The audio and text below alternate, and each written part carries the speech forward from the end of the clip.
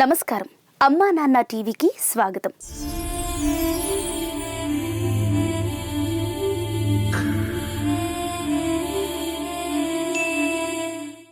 హైదరాబాద్ నిజాంపేట వద్ద స్పృహ కోల్పోయి పడి ఉన్న ఈ దీనుడిని అటుగా వెళుతున్న మానవ మహనీయుడైన ఓ యువకుడు ఆశ్రమానికి తరలించి పునర్జన్మను ప్రసాదించాడు.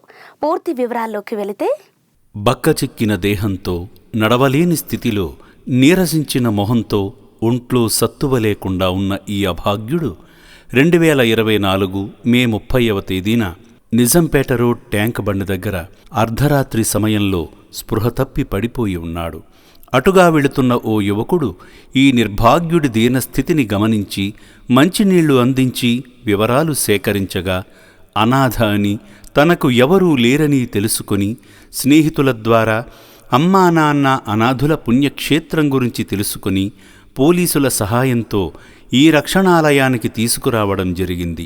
ఇక్కడకు తీసుకువచ్చిన తరువాత వైద్యం అందించడం కోసం వసతి భవనంలోని వైద్యాలయానికి తీసుకువెళ్లడంతో ఈ అభాగ్యుడు పునర్జన్మను పొందాడు.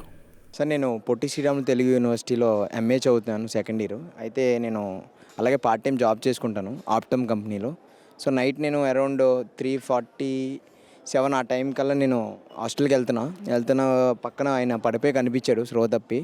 సో ఏంటని నేను బండి ఆపి చూశాను, పిలిచి గట్టిగా పిలిచాను. అన్నాడు. అన్న తర్వాత వాటర్ అన్నాడు. సరే, నేను చుట్టుపక్కల ఉన్న వాళ్ళని అడిగినమాట. అంటే ఈయన ఇక్కడ తరపు అంటే చుట్టుపక్కల నుంచి అంటే ఎవరి తరపునన్నా తాగేసి వచ్చారా ఏంటని అడిగితే అక్కడ చెత్త ఎత్తే ఒక ఆయన అన్నాడు. ఈయన 4 రోజుల నుంచి అక్కడ పడిపోయి ఉన్నాడని చెప్పి అన్నారు. అయితే ఈయన మంచీలు అనగానే నేను చుట్టుపక్కల ఒక ఆయన కనిపిస్తే ఆయనకి వెళ్ళి అడిగాను మంచీలు. ఆయన ఇవ్వలేదు. అయితే ఈయన పక్కనే వాటర్ బాటిల్ ఉంది, దాంతో కొంచెం మంచినీళ్ళు పెట్టాను. నేను 108 ఫోన్ చేశాను. వాళ్ళు వచ్చారు. ఇద్దరు వచ్చిన తర్వాత ఈయన్ని ఇప్పుడు గాంధీ హాస్పిటల్ తీసుకెళ్ళిన తర్వాత వాళ్ళు జస్ట్ ట్రీట్మెంట్ ఇస్తారు కానీ పర్మనెంట్ సొల్యూషన్ అయితే ఉండదని చెప్పారు. సో ఆల్రెడీ నేను అప్పుడు ఆర్ఫనైజ్కి ఎక్కడన్నా ఈయన్ని తీసుకెళ్తే బెటర్ అనుకున్నా. అయితే దాని తర్వాత వాళ్ళు ఓఆర్ఎస్ అవి ఇచ్చారు. దాని తర్వాత ఈయనకి పక్కనే ఇడ్లీ అవి ఉన్నాయి. సో అవి 2 ప్లేట్లు ఇడ్లీ ఉన్నాయి, అవి ఇస్తే తిన్నారు. తిన్న తర్వాత అంబులెన్స్ అవి వెళ్ళిపోయిన తర్వాత ఈయన అక్కడే పడుకోబెట్టాము. అయితే ఈయన అసలు లేచే పరిస్థితి లేదు, ఎవరు లేరు. ఇంకో 2 ఉన్నారు కానీ వాళ్ళు జస్ట్ అలా పడుకోబెట్టాను అని చెప్పారు కానీ అంత హెల్ప్ చేయడానికి రాలేదు. సరే, నేను ఆల్మోస్ట్ 5:30 అలాగ అయింది.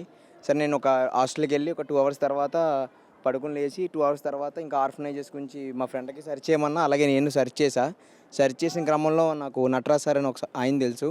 సో ఆయన ఏం చెప్పారంటే ఇట్లాగా అదే అమ్మా నాన్న ఆశ్రమం ఉంది, వాళ్ళు చాలా బాగా చూసుకుంటారని చెప్పి వాళ్ళ నెంబర్ పంపించారు. నేను ఆల్రెడీ హైదరాబాద్లో చాలా అడిగా. వాళ్ళు ఏమన్నారంటే మంత్లీ 10,000 కట్టండి, ఇంకో కొన్ని ఆశ్రమాలు అయితే ఇక్కడ ఫుల్ అయిపోయినాయి. సో ఇలా చెప్పారు. హైదరాబాద్ బ్రాంచ్లోనే అమ్మ నాన్న దానికి కాల్ చేస్తే వాళ్ళు ఫుల్ అయిపోయినాయి, ఇక్కడ కాల్ చేయమన్నారు. మా సార్ పంపించిన నెంబర్ కూడా ఇదే. వెంటనే ఇక్కడ కాల్ చేయగానే సార్ వెంటనే ఇమీడియట్గా రెస్పాండ్ అయ్యి మీరు ఏం ఆలోచించకండి, ఆయన తీసుకురండి అని చెప్పారు. కానీ పోలీసులు పర్మిషన్ కావాలి.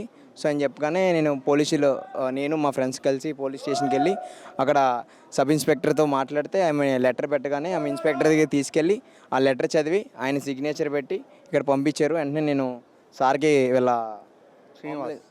అక్కడ హెడ్ కానిస్టేబుల్ గారి దగ్గర ఇలా ప్రైవేట్ అంబులెన్స్ అడిగితే వాళ్ళు 6,000 అలా చెప్తున్నారు.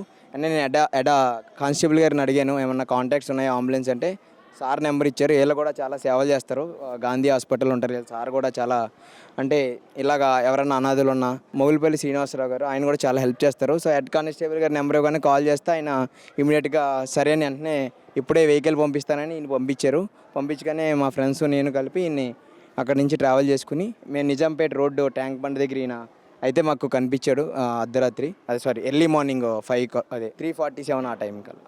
నేను నా కుటుంబం బాగుంటే చాలు అని అనుకునే రోజుల్లో ఎవరో తెలియని ఒక వ్యక్తి అచేతనంగా పడి ఉండటం చూసి తనను సేవాశ్రమానికి తరలించి మానవత్వాన్ని చాటుకున్న ఆ యువకుడిని అమ్మా నాన్న అనాథుల పుణ్యక్షేత్రం అభినందిస్తుంది.